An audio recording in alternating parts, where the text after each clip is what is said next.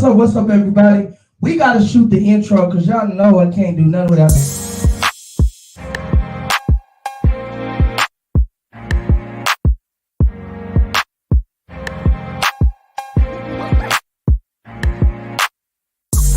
It get rough, trust, I know life crazy. Can't give up just cause it get shady. Life live up, but for what shoes lazy. When they get ill, you tell them still I'm down. Watch this. Still I'm down. Saints. Still I'm down. 10 toes in this.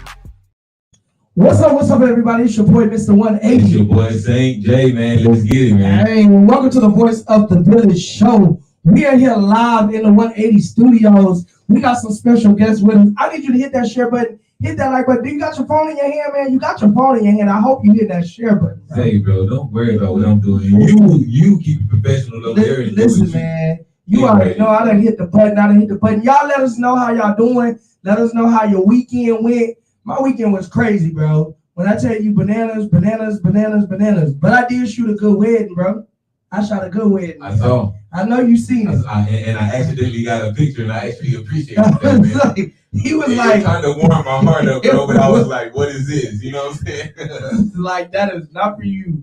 I don't know what be happening with my phone. I'm glad I don't be sending no bad stuff. Because my phone be sending out all types of crazy stuff to people. But listen, y'all, I need y'all to hit that share button, hit that like button, turn on those post notifications. We are live on YouTube now. You can go over to the Voice of the Village podcast over on YouTube. You already know what time it is. We on Spotify, man. We trying to expand. We getting it done, man. We getting it done. We getting it. Y'all just got to talk to your boy, Saint over here. Make sure you stay tuned in, communication. You know what I'm saying? I'm going to get on his head on the live. You know what I'm saying? It's all good, though. But that's my brother. So listen, y'all, we got to let me explain. We got a special guest, bro. I know we do. Okay. I know we do. We love this man. We're gonna get to him, but let me explain something right quick, y'all. All right. I got 6 jobs. I don't get tired. Bro, I got 7 companies that I own and run and operate. I have 15 employees. You always gotta one up me, but bro, I'm just saying. I'm just saying, bro. I love you to death, but bro, come on. Like, there's no we ain't even gonna get on that. We ain't gonna get on it. We're gonna talk about that on another day. Listen, y'all, communication is key. Remember, communication is key. Y'all already know what I stand on. I'm the owner of 180 Life Enterprise. Y'all already know 180 Life LLC is about change. It is about comfort. It is about, hey, turning your back on the things that you used to do and doing something great. So we provided this show for you because we went from being locked up to being bossed up. Hey, guess what? 2 business owners coming together, and we gonna interview more people. We trying to give y'all. I feel like we more than business owners, but keep going, my bruh. CEO, business owners. I'm a whole movie star in these streets. You know what I'm saying? I ain't even got a front for you. Google me. How about that? You know what I'm saying? You feel me? So, okay, listen, y'all. I need y'all to get ready, because we got a show for you. I need you to hit that share button. Let people know we on the air. We here. Y'all make some noise. For Mr. James Simmons. What's going on, man? Everything's good. How y'all doing? We doing good, man. Nah, we great, man. We great. Right. Excellence, man. That's okay. Excellent. All right, Mr. Simmons, we're gonna dive right into it. First off, can you tell us where you from? Where you at? Where you located right now? Well, I'm actually from Tifton, Georgia, but I've been staying in Texas since I was in the 4th or 5th grade. Okay. And right now we reside in Dawson, Texas, where my church is at. Okay. He said he got a church out there in Dawson. Yes, sir. I don't know where Dawson is at. Where we? Far. Is it? It's how far? Is that that's near Houston, though, right? No, that it's actually back down toward Dallas. You know where Waco is? Okay, I know where Waco. Okay, now yes, sir. Yes, sir. Okay, from the Waco area. Okay. Waco. Okay. Yes, sir. Okay. So you already know what the show is. Y'all already know what the show is about. We're gonna let him tell a little bit of his story, tell about his journey, but then we're gonna get into our topic of the day. So, Mr. James, I'm gonna ask you a few questions because people want to know. People really want to know. So, we were locked up. I've done a lot of time. Josh has done a lot of time.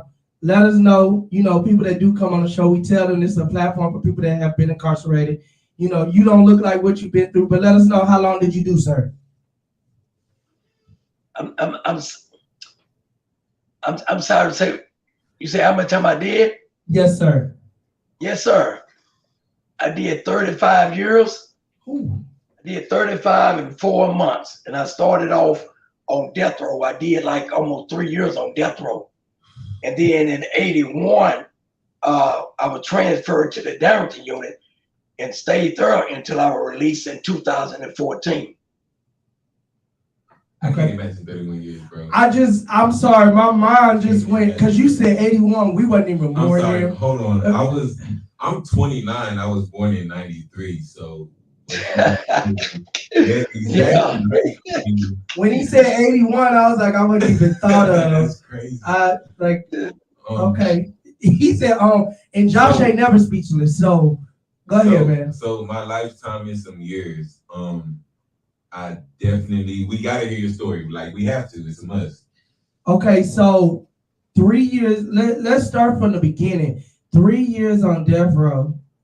How was, yes, sir, when you first got there? Let's talk about right after sentencing, because I don't know if you feel comfortable going through that phase, but right after sentencing, when you got to death row, what was your thoughts? How old were you? Walk us through there real quick.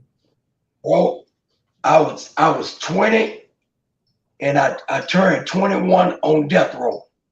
And when I first got there, I was one of the youngest guys at that particular time on death row.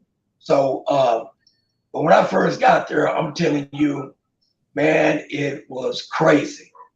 And because, it's the way they shackle you when you are at the diagnostic unit and they take you to death row, And so then you sit in that cell, and I don't know, man, it's hard. I mean, you got to fight depression, you got to fight the stress, you got to fight all the negative attitudes. You just got to try to keep yourself, up, and just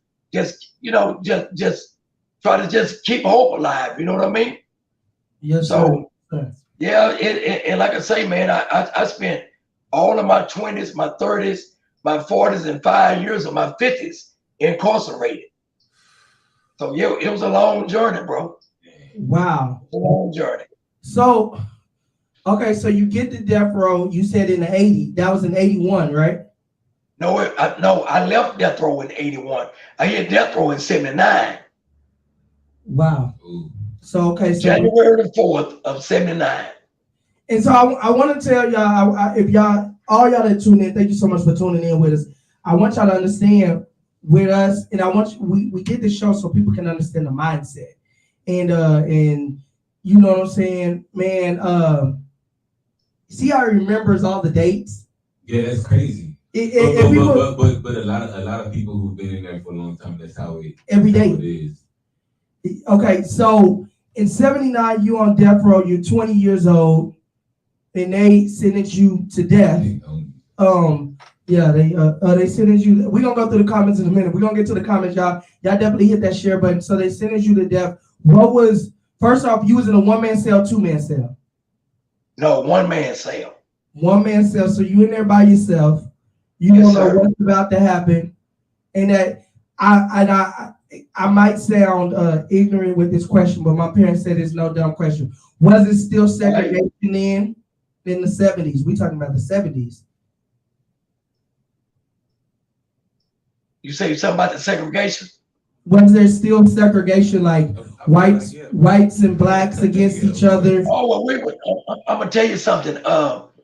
When you're on death row, I mean, you're in a single man cell, but the recreation groups, at that particular time, we was able to go out at least 1 hour in the morning and 1 hour in the evening. Okay. So we was all, we was all just in one group. They didn't segregate us or nothing, And so, we it's like, man, I don't know. I guess everybody was, I just feel like they were just kind of united in a way, you know what I mean? Because we was all faced the same thing. Wow. Don't get me wrong now. I mean, you had crazy people over there with always doing stupid stuff. You know what I mean? And you got racist people everywhere you go. But in all actuality, I mean, we got along pretty well. I mean, as people that was on death row, you know. So do you feel like the fact that y'all was on death row is what kind of help that togetherness? I think so. Yes, sir. I think so. I feel like that way. I feel like that way in the feds too. We come from different walks of life, but we became Right. when we was locked up because we all in the same situation. Yes, sir. Yes, sir. So All me. what was your mental status like literally walking on into something that you had no clue, but you know eventually, you know, their plan was to kill you. What was your mental status like in that time? You know what? I'm just gonna be truthful, bro. At that time, they really wasn't. They really hadn't started. Really start killing anybody. Everybody was just kind of like sitting on death row, you know. And but when they did, well, then it was like they was calling one number after the next. You know what I'm saying? But my stay over there, the Court of Criminal Appeals had confirmed my case, and so by me thinking that my lawyer was still on my case, well then I just felt like, you know, he knew my case was confirmed and that he was continuing, you know, fighting for me in the courts. But come to find out, my time was running out. And then I became within 11 days of having the execution date set. So a guy helped me to file a stay of execution into the Supreme Court to get them, you know, to stay, you know. And so they granted that. And when they granted that, well, then I found grounds that allowed me to get my case overturned by the grace of God. But let me say this. When I first got convicted, God's promise to me was that they was going to give me a death sentence, but they wasn't going to be able to kill me, because he gave me the scripture in Psalm 118 where it says that I shall not die, but live to declare the works of the Lord. And that's why I was preserved until this day. Even when I became, within that 11 days, they have an execution date set. Now, I ain't gonna tell you no lie, bro. My faith and my strength in God hadn't always been where it needed to be. But I thank God that no matter where your faith is, God's promises are still the same. God gonna be who he is. And God had to remind me of the promises that he gave me, that he was going to deliver me off of death row. So I went into a state of depression. I went to the point to where I couldn't eat, I couldn't sleep, or nothing. And God had to literally shake me and put me back in remembrance of what he had promised me. And you know, he had ways of reminding us about his promises. So, you know, yeah, it was something else being on death row, bro. But I thank God that I made it through it. So you get off death row, and then you go to, you said, let's jump over, you said Darrington, right? If I said right? Yes, sir. Okay. Yes, sir. So you went over there, and you're still fighting for your life, though. You're still trying yes, to fight sir. for you. It didn't just because. So how was the transition from death row to Darrington, and now you're around people, because you wasn't around people for what, 3 to 4 years? That's right, about 3 years. Yes, sir. Yes, sir. When you get to Darrington, what's the mindset of over there? The mindset of stepping out of death row. You still got your life, but you still don't. You know what I'm saying? It's kind of, you want to. I'm gonna tell you something. When I first hit the Darrington unit, my first week there, they had a major riot that broke out. And so the first thing I thought, well, they couldn't kill me on death row, so they sent me over here to get killed. You know? Yeah. Oh yeah. I mean, hey, we was locked down, and we was like 11 people and 13 people to a cell, and we was all naked, and there was a bunch of water on the floor, and it was really, really cold. Wow. And I'm telling you, man, that was one of the longest nights of my life, right there, coming off of death row and then having to go through that. Wow. So mindset wise, because our topic, it's crazy you saying that, because our topic of the day is keeping your mind and your peace. You know what I'm saying? Through Yes, sir. the times, and a lot of people Yes, sir. don't even know how. We could be on here for days if we really talked Oh about yeah. every day there were Oh yeah. things that went on, and it's crazy you talk about that, because I was in Seg one time and I didn't have shoes for 2 months. And people thought it was crazy. And I was barefoot because, they don't give you socks like that, Right, right. and so tell us, how do you feel when you got to Darrington? Did you, within the first 10 years, let's talk about 10 years because you got a couple of decades there. So in the first 10 years, did you see your mindset shift or change any, or was you at a point, where it's like, hey, it is what it is? You know what? That's a good question because I'm gonna tell you something. And after having done that much time, but then uh, it was always a challenge to maintain your sanity because people will always come up to you and ask you, "Do you think you're gonna ever get out of prison? Out of prison because of the kind of sentence that you have?" And then I'm gonna tell you something, and then you go to listening to them, and it'll make you wonder if you're gonna ever get out because you see so many people dying in the penitentiary because their health started failing them. Then some people just start losing it mentally, you know what I'm saying, and start trying to commit suicide and stuff like that. Like they just can't go on, you know what I'm saying? That they just think that that's all it is for them. But I'm gonna tell you something. When people ask me, do I think that I was gonna get out, and I used to tell them all the time, yeah, I'm gonna get out one day. You know what I'm saying? But then the 10 years that went by, now it's 20 years. And then I keep saying, yeah, I'm gonna get out. Then when the 30 roll around, they kind of make you put, man, Lord, now okay, you said, you know what I mean? You gonna get me out. You gonna let me out. And you say you were gonna restore. You know what I'm saying? All them years, you know what I'm saying? That the caterpillar, the palmer worm, the canker worm ate up of my life, that you was gonna restore it. So I had to just try to, trust in God, man. But I'm gonna tell you something. When I first got locked up, I knew I was facing a lot of time. So I told my mom and them not to worry about me because my mom and my dad, they're ministers and pastors. So, and I told them that them people might put shackles on my hands and my feet, but I was not going to let them put it on my mind. And I thank God that He kept my mind through it all. Wow. Go ahead. Go ahead, man. Go ahead. I'm just asking, man. You got in there. You said you knew you was getting out. You know what I'm saying? Got off death row. It was like, I'm getting out. You said that time turned into 10 years and then 20 years. So throughout that, right? Besides your faith in God, because it had to be more than, I feel like it had to be more than, I feel like it had to be more than just your faith. What kept you going? What kept you on that level of, I'm going home, I'm going home, I'm gonna be restored? Like what kept you level headed like that? Because I'm not gonna lie, at one point going through there, I was seeing so much before I got to my last 2 units that I just started wowing.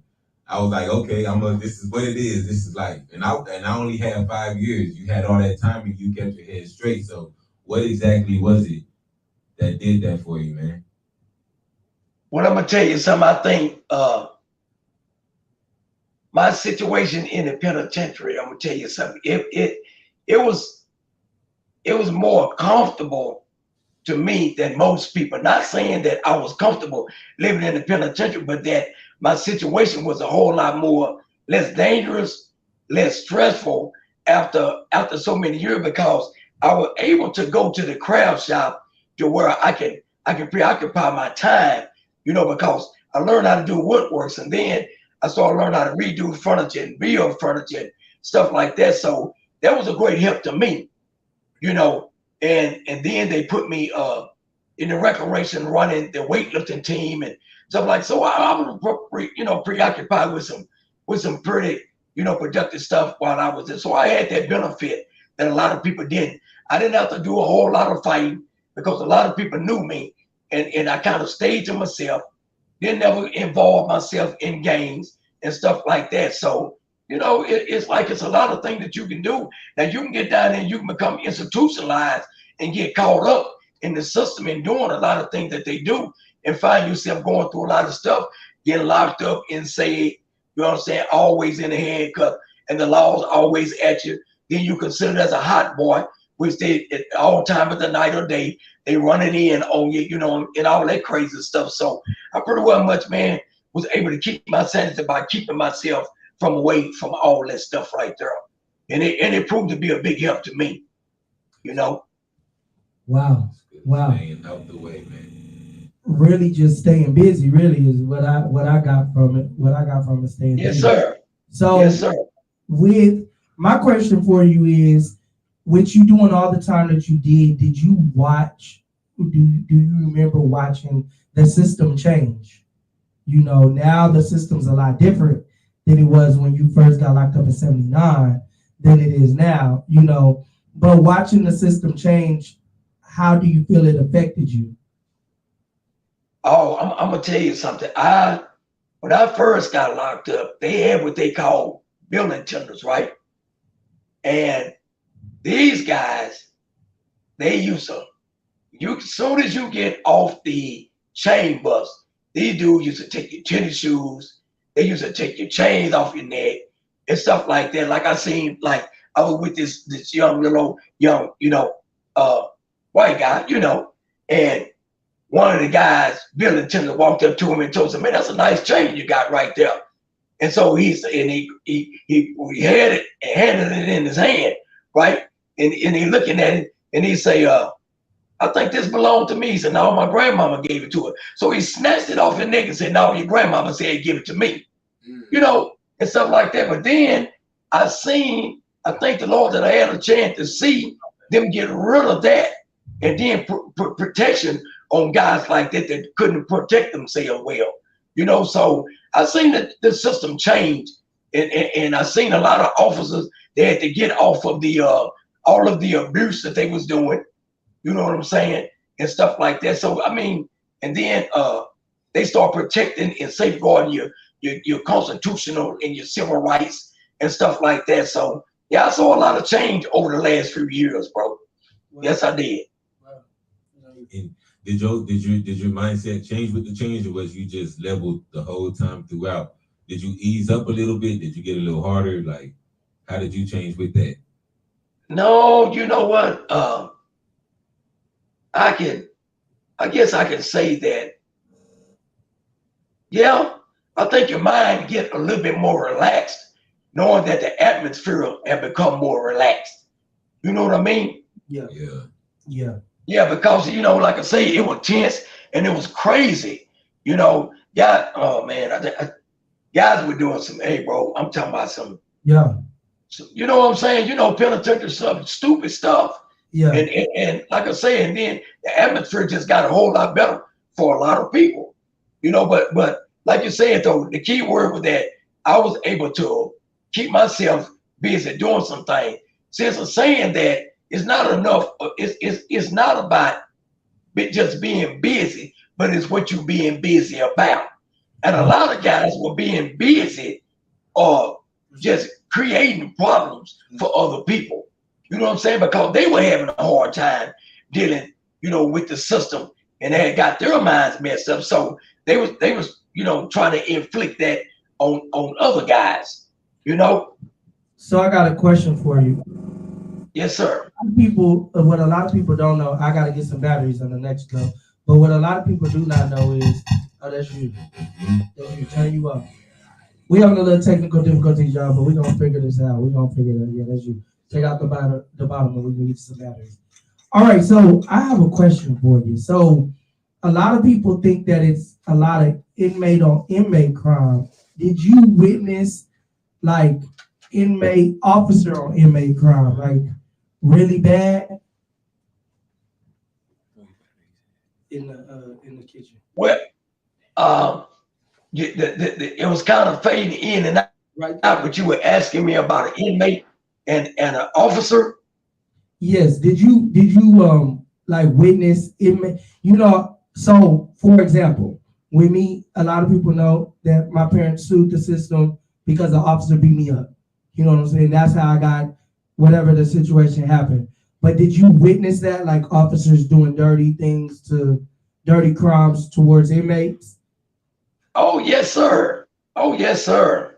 And I did sure you, did. I'm talking about on many occasions, especially to some of the guys that I played ball with and I worked out with, and worked in the rec with and stuff like that. Yeah, they got, oh my goodness, yes, they dirt, and I don't see uh uh dirty cops go in people's house and plant stuff on them, just to get them locked up because they didn't like them. You know what I mean? Man, with they And lives. stuff like that. So yeah, I don't. Oh man, I done seen all kind of stuff like that, man. And officers and the inmates fighting because they conflict and all this type of stuff, that goes on and stuff, man. But yeah, they got a lot of crooked cops that was working back in the 80s when I was there. wow. And it's still like that. It's still like this to this day. They gonna Oh play. yeah, They gonna play with you. They gonna call you names, take your stuff, and do and anything. that's right. Especially when they know you That's right. rolling, you got a good head. You know what I'm saying? Right. They started playing with me to the max, and I had to really kind of stay in my bunk area. You know what I'm saying? Yeah. So my question for you was, Mr. Simmons, when you got the word that you was getting released, or did you get the word that you was getting released? How did that whole process take place? Oh, okay. I had a parole officer that on the unit, and after I was interviewed, well, actually, she interviewed me the 3 times that I had came up on the end of my sentence, and all 3 times I got 3-year set-offs. Okay, my first years when I first started coming up, I got 3 2-year set-offs, and then I ended up getting 3 3-year set-offs. So after my third 3-year set-offs, she called me and told me, he said, in the penitentiary they call me TC, they call me Top Cat because that was my nickname for years. So she come and she said, TC, she said, boy, it look like you gonna make it this time. Say, you got 2 votes already. All you needed 3 more votes. So when that 5th one came, actually I ended up getting 6. And then she came up there and she told me, she said, boy, you got an FI1, you finna go home. I said, you got to be kidding me. So all the officers that I knew and did all that work for, and there's so many officers I knew from being on that unit from 81 to 2014, they just came up there congratulating me and all that, man, hugging on me, shaking my hand. And that felt good, man. Because they say, boy, this is one man we know. And when he get out, he ain't never coming back. I said, y'all sure got that right. I ain't never coming back through here. Did you feel like at any point you was leaving behind a friend or like a brother or brother in arms? Oh yes, sir. Yes, sir. Yes, sir. Yes, sir. Many of them. And a matter of fact, 3 of them got out behind me, and a little bit over a year, all 3 of them died from diabetes. Wow. After we got out. And my fall partner, after we had done 30, he died in the penitentiary. He died from blood cancer. Wow. Wow. So getting out, you got out. What was your mindset? Because I know it's a culture shock, after 30 years, they didn't have cell phone. It's like a lot of stuff that was not going on in the 80s, 70s, and the 80s that was going on in 2014. So getting out, how was the shock of, the world? Like what? I know you felt good, but was you able to operate? Was you able to move around? What was your feelings? Yes, sir. My situation was a lot better, more convenient than a lot of my friends, because when I got out, I was expected that I was gonna have a GPS system and a leg monitor, with a capital murder case, and they only gave me a leg monitor, and I had the leg monitor on for less than a month, and that couldn't have been nobody but God, because a lot of my friends in Houston, they still had theirs on for over 3 years. So when I got out, I was able to get out, go to church, and I just kind of like took my time, getting back, into the world, back into the civilian life, you know what I mean? So it was good. Now everybody say, man, it don't even seem like you've been locked up here, because God helped me to adapt, pretty easily. So my transition back really wasn't as difficult, as I thought it was going to be. Yes, sir. Listening from a lot of guys that have been in and out several times, you know what I mean? Right. And they were talking about how hard it was, the reason why they come back, all that. No, y'all, yeah, it's obvious to me, y'all just want to go back. Y'all institutionalized, because I'm going to tell you something about me. I told them once I get a taste of freedom. I think he might have had a call. He might have had a call come in. Give him a second, y'all. Give him a second. He might have a call He come told in. them once he get a taste of freedom, he ain't never coming back. He ain't never It's the come. best taste he ever had. It was, what she say? He was called Young Fool. He definitely has changed. Oh, wow, that's crazy. Somebody said keeping a strong mind in such a different situation. Difficult situation. I'm just reading what it said. He said that ain't somebody that's raping. Listen, I'm just going through the comments, sir. We got Marilyn Letitia. All right, so while we waiting on him to get back on the line, Josh. Bro, so this is crazy. This man went in at 20 years old and did my life plus some, bro. And I cannot, for the life of me, I'm sitting here trying to like keep my shit together. You know what I'm saying? But I'm like, bro, that's crazy, bro. He's done more time incarcerated than we've been born. And I'm also thinking about all the things that I seen in there, and I did. He said from 79 to 2014, 89. I'm up here trying to do the math. 89, 99, 2009. So that's 36 years in 4 months. He said, bruh, that's older than we are, bro. All together. And I just can imagine, because I only did longer than Jesus lived, bro. Like, let's think about this, bro. Okay. He breaking it down like that. He done got touched over here. His thing that got touched over here is like, no, for real though. Because I used to sit and talk to when we was like you call them school, you sit and talk to school and try to get that knowledge. He got locked up at 20. So that means, and I ain't putting his age out there. So 79, he was 20. So he was born in the 50s. 79, in 79, you 20. That means you was born in 59. That's easy enough right there. So you got into a whole cap murder, a whole CM. And then they give you death row. I don't even know. And that's what a lot of people don't understand is the mindset and keeping your mind strong. Yeah, bro. And he had to fight for his life. Maintaining peace of mind, bro. Yeah.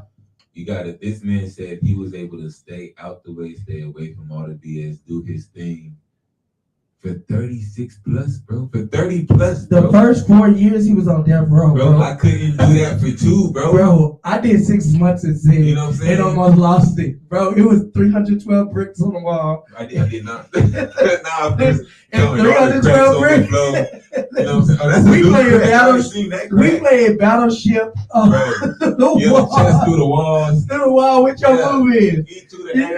All that, bro. I swear, bro. But just to know, crazy. But the thing is, this is the part that amazes me. Mind you on death row, and you still fighting for your life. Yeah. So that means you doing research, you sending out letters, you sitting here calling. The issue that I have with it is, and my fear was, I'm a mama's boy, that if I lose my mama while I'm incarcerated, I think I would have lost everything. So I could just imagine at 36 years, like in the last 10 years, I done lost all these That's people. why I'm asking You get him, where like, I'm bro. coming- That's why I asked him, like, what did you hold on to, bro? Like for real, that's bro. insane, bro. 30, like, bruh. She said not the 312 bricks. Listen, when you instead, let me explain something to somebody here real quick.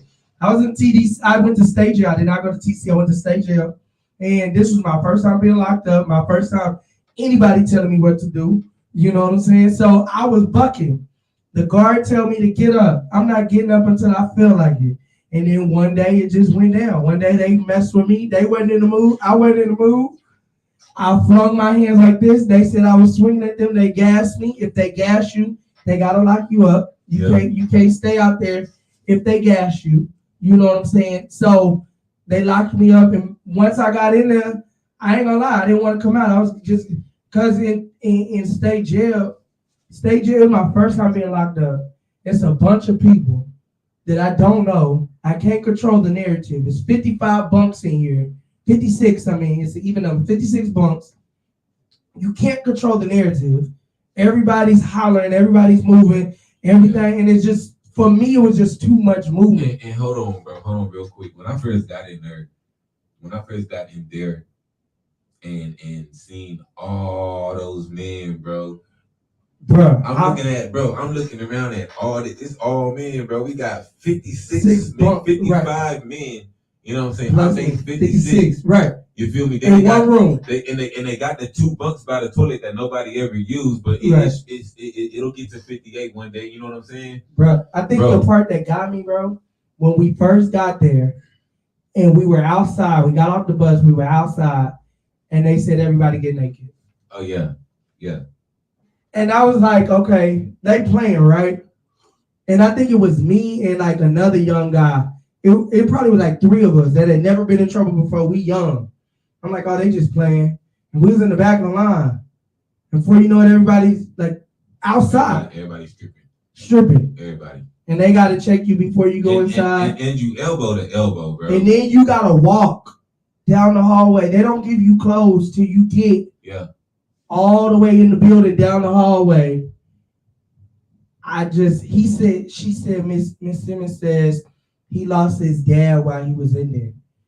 I see, and that's the issue that I had to tell myself this last time, that if I keep going on the same path and they get tired of giving me 3 years and 5 years and 2 years and 6 years, and they give me a 25, I think when they offered me that 25, all I could think about was, because at that time I was 24. In 25 years, my mom is 27 years older than me. So my mom was in her 50s. So 25 years, will my mom still be here at 80? 82? You know what I'm saying? It's like, it's possibly, but let's be real. You know? But then I want to ask you, I got so many questions to ask, because I got where did he go? Bro, Miss Simmons, please help your husband get back online, please. Somebody, because my question, bro, like after 5 years, people don't talk to you no more. Yeah, bro, I'm not even gonna say that, bro, because after county, nobody was. You pop, they gotta come to look for you. Once I stopped seeing those spaces in county where I could send messages out, bro. You know what I'm saying? That was it. I know, bro. I know. That was it. Hey, tell such and such this, tell such and such. You know what I'm saying? After county, bro, everybody, it was my mama. Your mama? Say it again. I'm saying it was my mama, bro. and who else? Your mama? Mama kept the letters rolling in. She kept the books straight. With me, my mom's a little older. My mom's a lot older. So what I had to learn in the old school taught me this. Just be appreciative. You know, my mama wasn't writing letters, but my mama gonna answer that call. My mama set up the phone. She gonna make sure the phone's set up. Yeah. And once I realized that it takes a process to set up the phone, she gotta be on hold. She gotta do this, that, and third. It's like an 8 to 10 minute process. It's right. Horrible. You know, and then to know my mama had to go to the HEB, knowing my mama don't like going to the grocery store, so my mama went and stood in the customer service line. Got this money to put the money on my books. Yeah. You know, my mama, they taught my mama how to do it instant, but just to know, and I was like, but I'm not getting no pictures. I'm not getting no letters. She don't love me. And old school told me, like, bro, like, You gotta be grateful for, you know what I'm saying, for what you got. But 30, I'm still stuck on the. I'm 30 plus, losing my pops. We both done went through the whole losing the pops thing, bro. And then, Bro, at any point when I was in there, bro, losing a parent out of spaz, bro. See, and that's one of my go-tos was even now. I feel Mama said a mother's love is unconditional. Shout out to Mom Saint. Can we say Mom Saint? Mom Dukes? What's going on? How you doing? Shout out, Mama, I love you, baby. Listen, but I feel like that's kind of like my motivation right now. Like, and that's why I took the I out of life and put the Y. You got to stop living for I, and you got to start living for Y. And then when you start living for Y and start living for I'm being real with you, bro. That's not. You'll stop doing some of the dumb stuff that you're doing. And he back. We got him back on the line. We listen. We got some questions. So listen, y'all. We live with Mr. James Simmons. How you doing? You back? You back? You back, man. You doing okay? Let's make sure. Hello? Yes, sir. Yes, sir. We can hear you. We just try to make sure we can hear you. Can you hear us? Yeah, I don't know what the connection is kind of bad. Mother was having to come try to fix it, but I don't know what happened. That's that Wi-Fi. So we were just talking about, while you was gone, we was talking about 35 years. We're not even 35 years. None of us here on the panel is even 35 years old. So you were locked up longer than our lives at this point. And just to imagine, I know you had to take a lot of losses during that time. And what was your mindset in, because I look at it in sidebar real quick. I look at it, the people that had to deal with COVID, that were locked up, people were dying quickly in COVID. Yeah. Yes. And the people that were locked up during COVID. No, but this was the thing though. You don't know that your mama's dead till 3 weeks, because a lot of people in the free world, people were dying by themselves of COVID. And then you're incarcerated and you get a letter where you get the chaplain or whoever come and tell you that somebody of your family died. I can just imagine 35 years, how many losses, was there any particular loss that you feel like just hit your heart really hard to make you just have a moment? I don't know if you hear it. I'm having a hard time kind of understanding y'all, but I heard you say something about COVID though. Yes, sir. No, we're saying while you was incarcerated for 35 for the time you were incarcerated, did you have any losses? Did you have any deaths, any losses that really just hurt your heart and was like, wow, like that had you a moment? Okay, I think it's storming out there where he's at, y'all. Y'all know they in the country. We're gonna wait till he come back on. Y'all know they live in the country. He's in here, Waco. He said, we're gonna finish this. Bro, just imagine though. Like, bro, I can't imagine, bro. I can't imagine. But doesn't it show you how blessed we are though? Yes. I've been sitting here trying to imagine, trying to rack my brain, trying to wrap my mind around it, bro. And there's no way. It's just me personally though. You know what I'm saying? I have to ask him about his upbringing and his morals and his standards and his attitude and all that, because like I said, bro, I didn't last 1 year. You know what I'm saying? One year into the penitentiary, bro, I was in there. I was sagged up. You know what I'm saying? My first time I was like that, yeah. Writing my raps, yelling through the bars, cussing out the guards. Don't touch me, give me my food and all that, bro. You know what I'm saying? Okay. Like I was in there, bro. So. But one thing he said that really stuck out to me is something that I lived by the whole time I was locked up. They can lock me up, but they will never lock up my mind. Yeah. I think I was just so angry. I was just angry, bro. I went through that, but I went through that in state jail though. Like I went through that. What a lot of people, civilians, do not know, and hopefully Mr. James will come back on here and let us know as well. See what his experience was with it. I don't know what your experience is with it, so I want you to expound on yours. When I went, they were putting everybody on medication. It was like we were. No, they still do that. It was like we were guinea pigs. You still, yeah. Okay, so I mentioned this. I mentioned this in the first or second episode, bro. It's cheaper to experiment on prisoners than it is to experiment on lab rats, bro. But see, this Right? is the thing though. When I stopped taking the medication, I became angry. When I came home, I realized that the side effect of removing yourself off of these medications that they're trying on you is anger. Well, this is what I was gonna say too. A lot of those medications are to freaking soften your brain, make you docile, lessen the testosterone. You know what I'm saying? It's just to make you more and more docile and feminine and compliant, if you will. You know what I'm saying? True. So yeah, I mean, coming off that, of course you get a rush of chemicals and emotions and all this other stuff. You feel me? Okay. So, Mr. James, is you back? I think he's back. Can you hear us? Yes. do we got you? Yes, sir. I'm sorry about that. You okay? You're not gonna take off on us again. Okay. I want you to know that I ended up losing my dad. Wow. And it was one thing. Can you hear me? Yes, sir. Yes, sir. Okay, it was one thing to lose him, but then as one of the things about being incarcerated is that because of the case that I had, I couldn't go to the funeral. Right. And my mom was really hurt because they thought that after I had done, so much time, and they were telling them about the people on the unit was telling them that they don't see why I couldn't go because I was such a model inmate. You know what I mean? Yes, So, sir. but the people in Austin was telling them, say, well, we understand that, and we know you have done a lot. Nah, man. Listen, man. We need to y'all up in that rural area. All right, y'all. Y'all already know what time it is. You are live here on the Voice of the Village. Here Tuesdays at 7 p.m. I'm your boy, Mr. 180.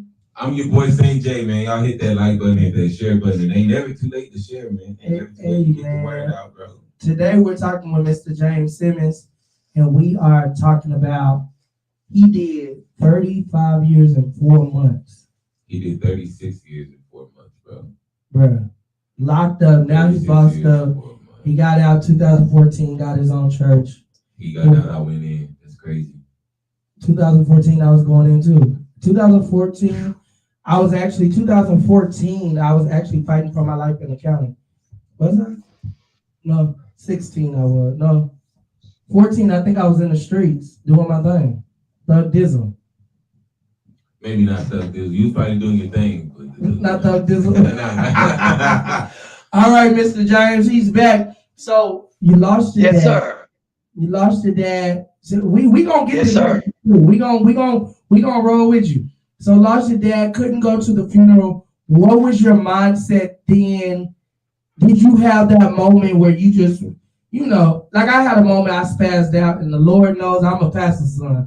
I'll pray Did you have that moment where you was just like mad at the world, like you get mad at the world? Yes, sir. I'm gonna tell you something. That was a hard time. Because if one thing that he had passed, and the other thing is that I had just got another 3 years set off. So, and that was hard for my mom and them too, so yeah, but it was terrible, man. It took me a minute to kind of get past that. That was one of the most hardest things I had to go through while I was incarcerated. Like the Job of prison. Wow. Just tell them what you said. I said you was like the Job of prison. Wow. So going through all of that, coming home, what made you, well, I know what made you stay out. You said 35 years, you're not going back. What made you get to the point of saying, hey, I'm ready to boss up, I'm doing my thing, you preaching the gospel, haven't been in trouble. What made you get to that point? You know what? It's just one of them things that God had purpose for me, and I'm just determined to walk in the way that God done laid out for me, because it wasn't a path that I chose, but it was a God choosing. So I know that the two things that God requires of us is that to be obedient and to make ourselves available for Him. So if I figure that for my life to be successful and to be prosperous, I had to be obedient in doing what He wanted me to do. So that's what I'm really determined to do. And I just thank God that my life is as it is right now. So and that's what I really desire to do is just ministry, because I see a lot of guys that are discouraged, and you have to talk to them. They try to they get them, get their minds right, because as soon as things start getting difficult for them, it's easy for them to relapse back to that same mentality. And then next thing you know, they go back to doing the same thing. See, the thing about that is that if the mindset ain't changed, the results is still gonna be the same. You know what I mean? Yes, sir. Yes, sir. But Yeah. So I'm just determined, man. I am telling you right now. By all means necessary, bro. I ain't going back to that penitentiary. Yes, yes, yes, sir. Yes, sir. Go ahead, Saint. Go ahead. I got, hey, it's too many good things out here for me to involve myself into doing.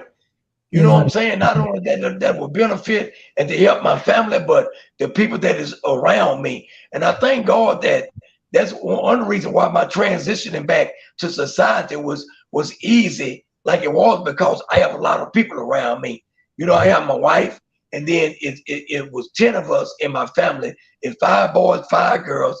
And even though my dad had passed, my mom is still well, and everything. And so, and she's 80. And thank God she's doing real well. And so I just thank God for a good, strong church family too. So yeah, I just got a lot of, I don't mean to cut you off, man, but I got a question for you. What yes, was sir. your experience like being with your mom for the first time, 2014? You came on, like, I know, like, she had been waiting and probably praying 36 years for her baby. I don't know where you stand on the spectrum of a kid, but we always gonna be mama's baby. I don't know if you're a mama's boy like us. We mama's right here. So 30 some odd years of her waiting on her baby. What was that? Bro, I'm gonna tell you something. Wow. When they met me in Huntsville, and it was good to be able that everybody, my mama stayed on the end while everybody ran to me and were hugging me. But it wasn't nothing like when I got to my mom and hugged my mama. Wow. And I'm telling you, man, we cried together. And I'm telling you, it was just it. I can't even tell you what it's like, bro. I'm talking about it was something really profound. I mean, and it meant a lot to both of us, Wow. And I'm telling you, man, and my mom has always been there for me, Yeah. always. And I used to call her, like when I be having a bad day or whatever, and she'll talk to me, get me back straight, And so, yeah, it was just something else, man. Being able to see my mama, after all them years. But she never gave up hope on me. Wow. Wow. Wow. Go ahead. Within 36 years, mom didn't give up. Was there a lot of family support down there? Oh, yes, sir. Yes, sir. Okay. Yes, sir. That's support out of all of them. But you know what? One of my biggest support was my wife, Merla. Okay. Because when I met her, she used to come see me all the time, Uh-huh. And by her presence in my life, it spurred me on. It kept me hopeful, kept me encouraged. Even though she was going through what she was going through. You raised a great sir. So she did time with you though. No, that's his wife. Marilyn is. Oh yes, sir. She did time. Yes, sir. She did time with me. Okay, so she and 2 of my sisters. Okay. Oh so, yeah, she met me through my sisters. Okay. How do you feel, kind of dating? I don't know if y'all were married at the time. I don't know the whole situation, but dating incarcerated. Dating incarcerated. Do you Hey, feel God? yeah, you know what? It really wasn't meant to be like that. It's like she just started coming with my sister there because she had heard a lot of, and I heard a lot about her, through my dad and them. And she used to just come down and visit with my sister and them, and we kind of like started growing on each other. And then I used to always, kid her and tell her that, well, I'm gonna be here for a while. She said, well, I'll be around for a while. And so when I started getting them set-offs, I used to tell her, well, they gave me another 3 years, a 3-year set-off. I said, well, you might want to go on. And she said, I ain't going nowhere. So then after the second 3-year set-off, I told her, and surely I thought this, she was gone for real this time. So she still said she wasn't going nowhere. So then after the 3rd year set-off, now I know. So I told her, I said, girl, listen, you got a life to live. We don't have no binding contract with me and you. You free to go. Then she say, listen, you can't make me go. I'm here for the long haul. And so I say, so you here to toe tag? She said, yeah, to toe tag. Hey, and you see we here today. Okay. Yeah, man, that's hey, that's she stayed with me all that time. Through 3-year set-offs. And we've been ever since. Ever since, bro. So my life been blessed. I've been blessed. He did the 180. He did the 180. I give him the 180 award. Okay. Did the 180. So coming out, now you out, everything is, you got your wife, got your family, got your freedom back. Do we got any kids? Y'all got kids, or you got kids? Yes, no, maybe so. Yeah, but brother, they just like my kids because I've been in their life since they were little. Okay. But she have 3 kids, which all of them are grown now, but they all used to, when they were little, they used to come see me. Oh, wow. And I didn't really want them to come to the penitentiary to see me. So rather say they kept asking about coming. She say, well, you gonna have to tell them. I ain't telling them no more. So they start coming to see me, and we just develop a relationship, Wow. That's what's up. So if you could tell any young person that you feel like is going in the wrong direction, that you've seen it, you've seen them come, you've seen them go. If you could tell them anything to get their life together and deter them from the situation you went through, or anything close to what you went through, what would you tell them? And what would I tell them? Well, I'll tell them this, bro. I would tell them that I'm going to tell you something. I think that all they really need to do is avoid bad company. You understand what I'm saying? Because bad company what got me in this situation. Not so much of bad habits, but bad company. Because bad company can be just like a rotten apple in a barrel. It will affect you, the people that you hang around. You know what I mean? So you have to hang around with people that are positive and know where they're going. And don't fall in behind people that always got the negative perspective about life and stuff like that. Follow people that know where they're going and trying to do something with their life. So that's what I would tell them,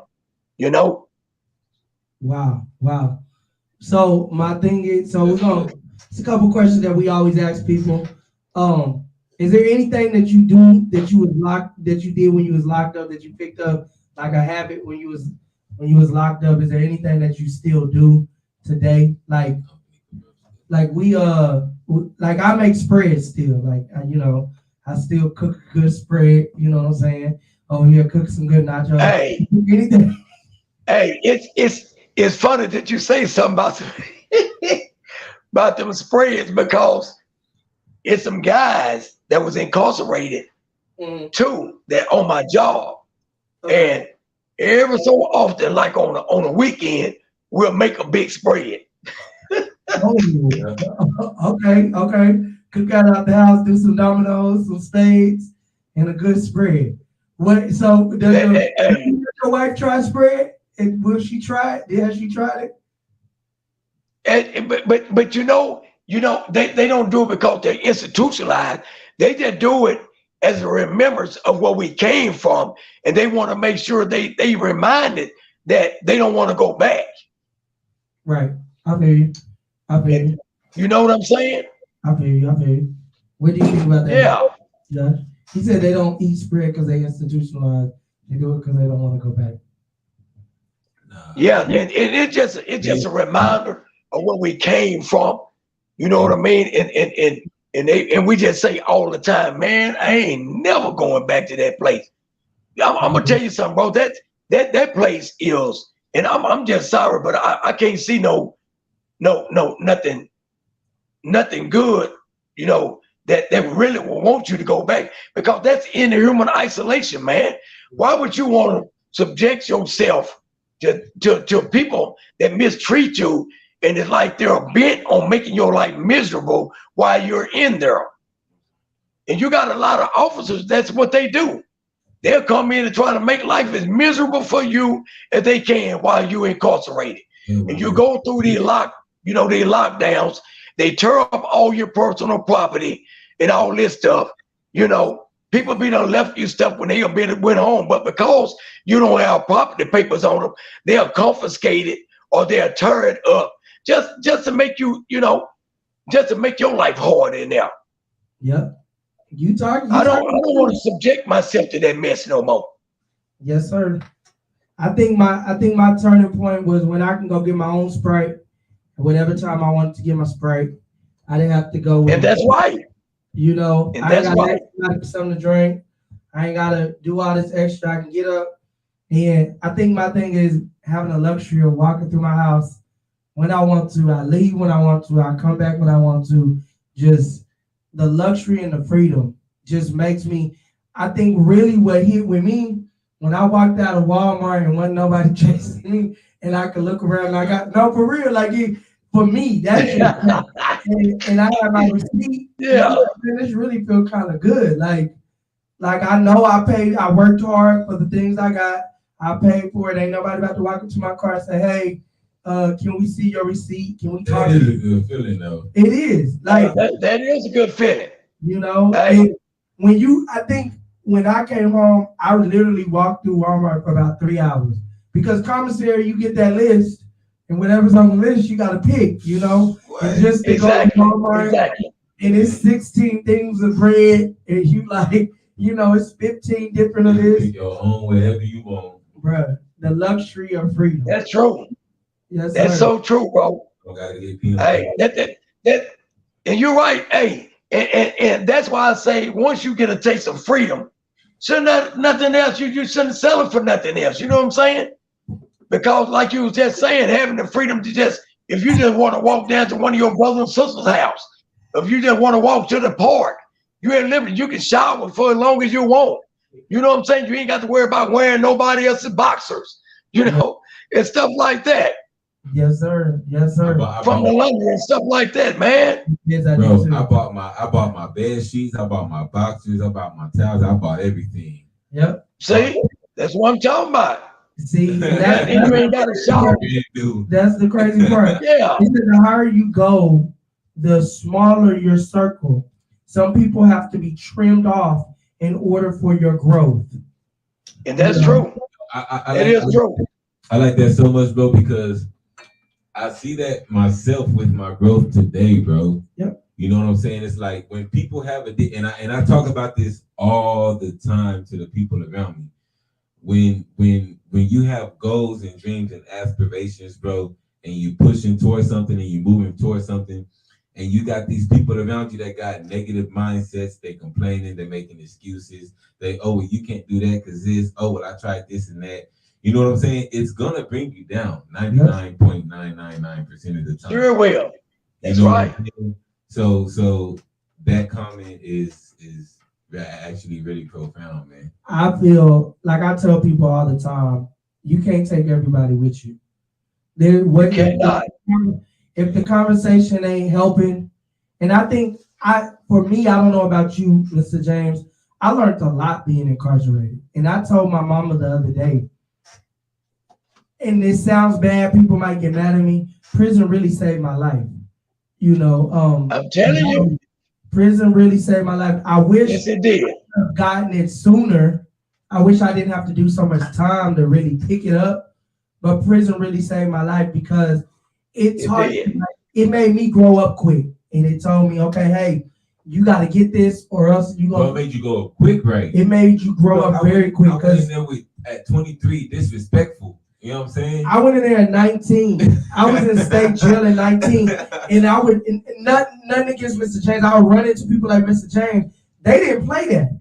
Because, like, you know what I'm saying? Like, people that had time, Yeah. I'll never forget when I was headed to the feds. And they said, don't tell nobody how much time you got, youngster. Because, right. Whatever like you. Because, you know what I'm saying? You in there tripping. You up there flipping out. You only got 3 years. And you up in here flipping out. And I got to be here when old school told me just like this, man. I got to be here when you came. I'll probably be here when you get back.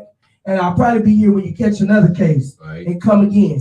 So that's how much time I got. And so then it just really, I hung out with all the old schools and all the, you know, I would read cases. I sit in the library, be reading different cases. And yes, sir. Yes, sir. Because yes, sir.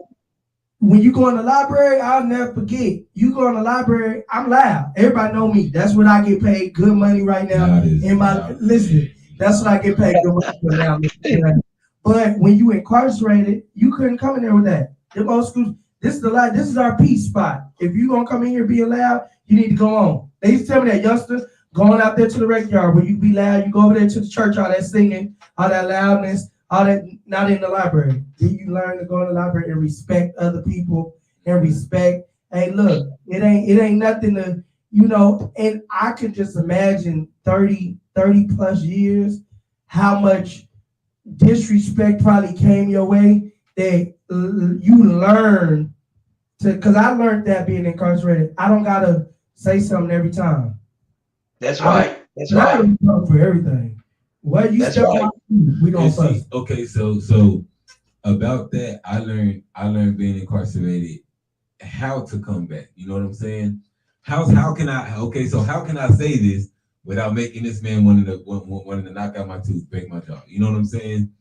So it's like I feel like a lot of the times, you know, with the way people act and react and all that, act out with the extras, I felt like I had to say something. I gotta kill this, I gotta dumb it down, you know what I'm saying? So I actually came back a lot. I came back a lot. And I got in a couple fights for it, but I had to learn, like, okay, how can I voice this? See, that's where we differ. I shut a lot of stuff down because, not saying I didn't know how to fight, because I know how to fight really well, but I just didn't want to do all that. Like this, I was always little. You know, if you don't know, you know, he's 6'3", 6'4". I'm 6'2". Okay, that. I'm 5'11". You know what I'm saying? I just had gained up.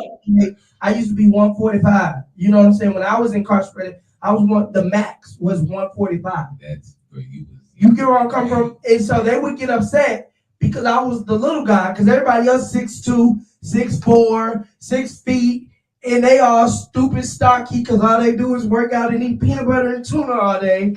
We're lifting water bags and all this. I was sitting there. You get where I'm coming from? And so I kind of like stopped it at the door because I knew, like you said, people gonna get mad. Who this little guy? You know what I'm saying? I didn't talk like them. I don't have no gangster swag. I'm a pretty boy. I used to tell them that. No, I'm a pretty boy. You know what I'm saying? Look, we ain't doing none of that. We conversation. Listen, we not doing all that fighting in this. I don't mind. I done got down with the get down a couple times. You know what I'm saying? Didn't really have to, but some days you just get bored. I had them days where I just got bored, and that's what we was doing. But I just feel like I stopped it at the door before I give the rebuttal. It taught me because I seen how people were on edge so much. You know what I'm saying? Like yeah, and like you said, bro, this is where we differ, bro. Because so you want to not put people on edge, and I'm like, bro, the truth is the truth, and the truth is gonna be the truth regardless of how you feel about it, bro. For what? because people hate hearing the truth. Y'all know y'all love this segment when me and Saint don't agree. Okay, people hate hearing the truth. People right? hate hearing. People hate losing too. Yeah, losing hurts. Right. The truth hurts. But here's the thing, bro. Any pain that doesn't kill you is always gonna grow you in some way, shape, form, or fashion, bro. Especially if it's the truth. You know what I'm saying? I don't care how bad the truth hurts, bro. Tell me. I might gotta suck it up. I might gotta sit back. I might get that ball in my throat. I don't know, but tell me the truth. I tell you the truth all the time, and you get mad, bro. But I need that, right? Your communication got to get better. That's the truth. That's not what we talking about. See, here we go. Bro. See, now it's not what we talking. This is what I'm talking about, y'all. Okay, go ahead, man. I'm just saying, bro. The truth is, communication is 80% of the relationship. People need the truth. We're not going to talk about business relations.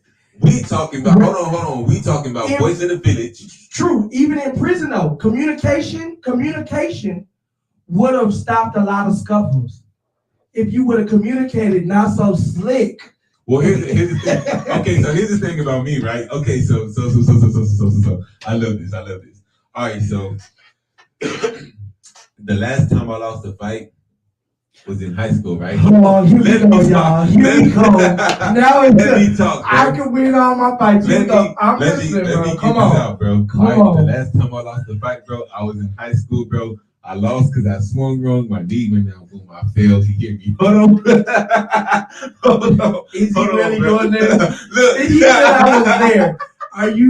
Are we really doing this, y'all? So look, bro. Okay. So look, I've always been a good fighter, right? When I got there, hold on. When I got there, the man who kind of got my mind right, bro, he was at 3 of the units that I went on. That's what was crazy, bro. Okay. So it's kind of like we called chain together, but we didn't. All right, so he was teaching me, even look in the restroom. He know, bro. That's not a lot. But he was teaching me more fighting. Right. Okay. So my mindset when me and somebody had a conflict or a confrontation or whatever was, I know I could probably beat you up. You're saying, hold on. Listen to me, because this is how I am right now, right? Okay. You're saying what you gotta say, no matter how you say that. As long as you don't disrespect me, I'm okay with that because that's your feelings, that's your emotions, right? Now let me say what I gotta say, and most of the times it's not that slick. It's just too much of the truth, and that's where people get in their feelings. That's not. Bro. I beg to differ. So it's like we gonna talk this out. I can beat you up, but I don't want to fight you. You know what I'm saying? Why? And that's the thing that kind of frustrates me with people in general. That was my issue being locked up. Shout out Trey, by the way. Shout out Trey. So, that was my issue with people being like, "Oh, I can beat you up. So what's up?" When at the end of the day, no, not like that. But that's why I shut a lot of stuff down. I didn't slap box. I stayed in my own lane because one thing about it, I'll never forget. I got into 2 fights. My mama taught me there's no rules of fighting, and I knocked somebody out with a lock. A sock, lock, it was what it was. Because you're not going to hit me, bro. You're not going to listen, bro. You're not going to hit me. No one's about to just hit me. And this is before I got the veneers, bro. This is when I have my regular jacked up teeth. If I'll go in there now with my veneers, bro, if somebody, I got to go do what I got to do. You're not about to hit me, bro. Like, bruh, I'm stocking locking that all day. You get too loud with me, bro. I might sock locking. I feel that though, bro. I'm not losing the fight, bro. For me, bro, it became so much of a sport, bro. Like, okay, yeah, you want to. See, that's the reason why I used to love to gamble.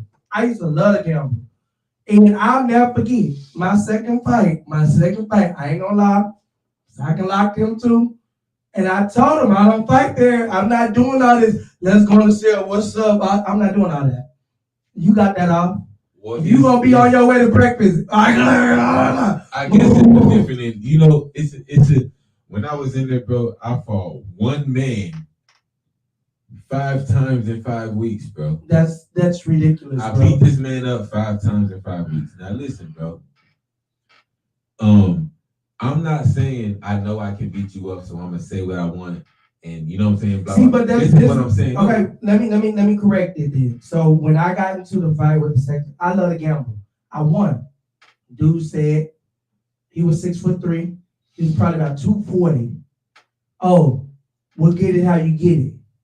Basically, bro, I can beat you up. And bro, no, that's not what we're doing, bro. Yeah, nah, see, I was because like that used to piss me off because I'm the type of person I stop stuff at the door. Look, you're not gonna talk to me like that. Like you can be sitting there talking. Look, I understand you do all this over there, but that's not what we do. Hold on, now I respect stuff like that.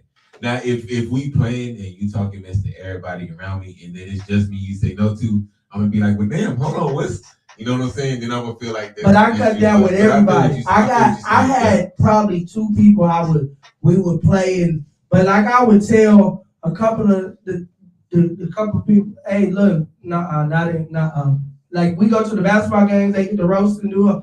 Like me, we go to the pool hall, right? We in the pool hall. They all get to going. I might throw in a jab because it's just the fellas, you know. It's my crew. Yeah. But if we on the gym and we about to play a game of basketball or whatever, and y'all get to, I'm cool. Yeah. Because you're not about to have a whole unit. And then I say something, because I'm not going to just sit there. I say something slick. You know what I'm saying? Because you say something too slick, then they going to want to fight for real. And then you out there fouling. Then before you know, we out here fighting. Yeah. For no reason.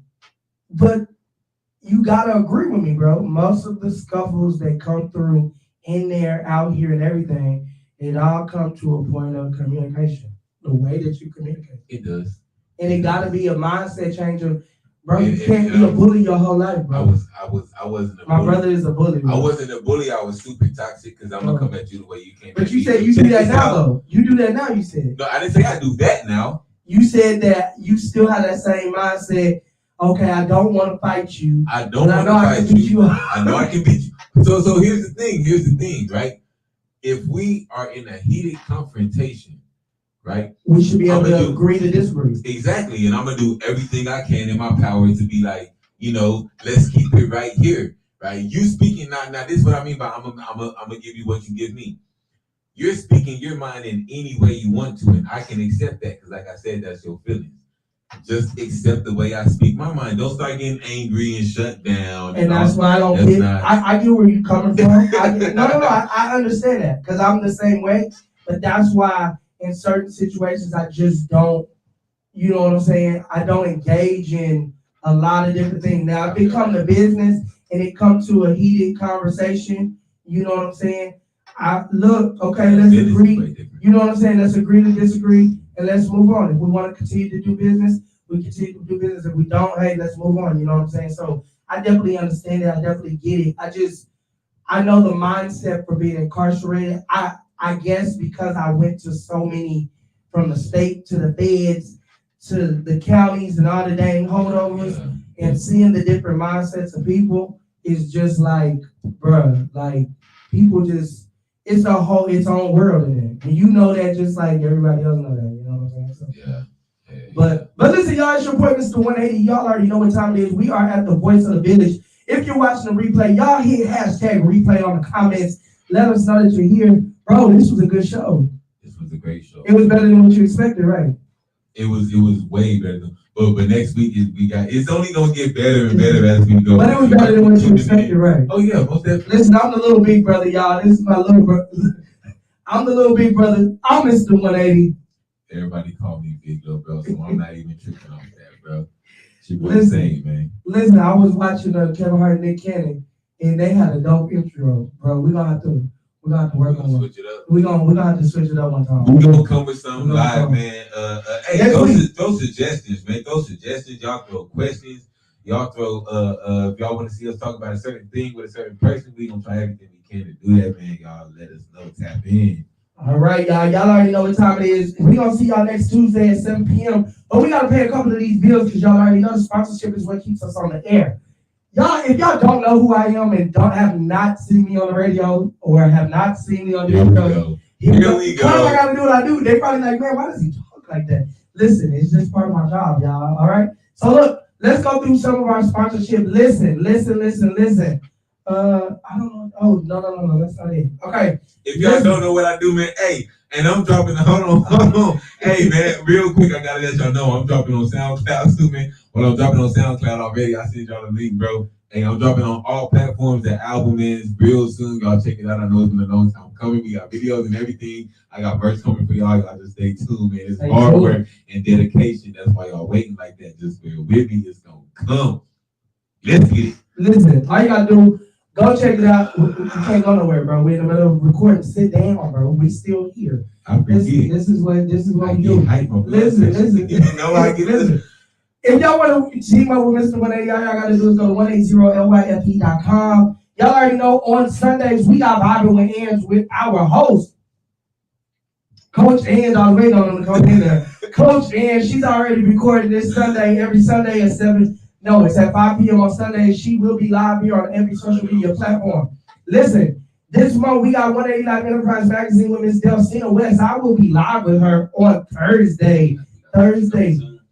Culture will be coming. And we got Culture coming soon. And y'all remember, I'm invested in this. We got some good content for y'all. Y'all check it out, man. Check it out. If you want to get your 180 Life Enterprise Magazine, all you got to do is go over to 180life.com. Get your subscription now. I got some big. Oh, wait, I got a commercial. We big in Texas. We big in North Carolina. We just hit Canada, man. Y'all get it. It's getting real. It's getting real. Listen. If you don't know, now you know. Glory. But this is what I got going on in June. Check this out. What's going on, everybody? It's your boy, Mr. 180. And you know we are live here in the 180 studios. I'm live with Mr. Kevon Edmonds. Keith Mitchell. Daniel Skyhart McClain. And we are After 7. Listen, they have a hot new single called The Day.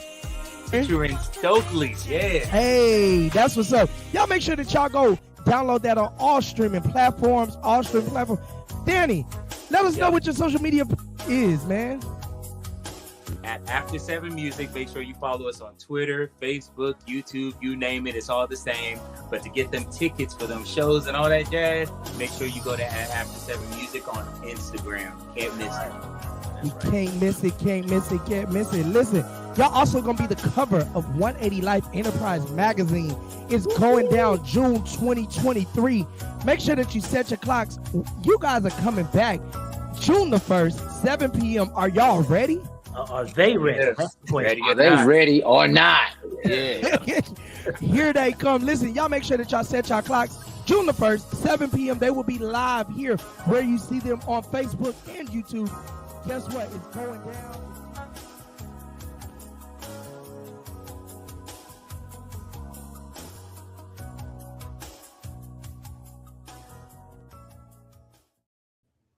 All right. So y'all make sure that y'all tune in on June the 1st. Y'all already know what time it is. I am honored, and I just got some exclusive news for y'all. We got Stokely coming through in July. So if you don't know who Stokely is, he's the lead singer of Mint Condition. But we're going to get on up out of here. We're going to get up out of here next week on Tuesday. Y'all tune in, set your clocks, turn on your post notifications. What are you doing? Sit down. I am about to take my shirt off because I am hot. Okay, well, sit down. At the end of the show, they probably want to see some muscles and tattoos. I'm going to give it to you. No. All right, y'all. It's been real. We will see y'all. 180 Life introduces a Night of Elegance award gala hosted by Ali Caldwell, Saturday, August the 5th, 2023, 7 p.m. Hilton Garden Inn, 8101 Pat Booker Road, Live Oak, Texas, 78233. Get your tickets now on Eventbrite.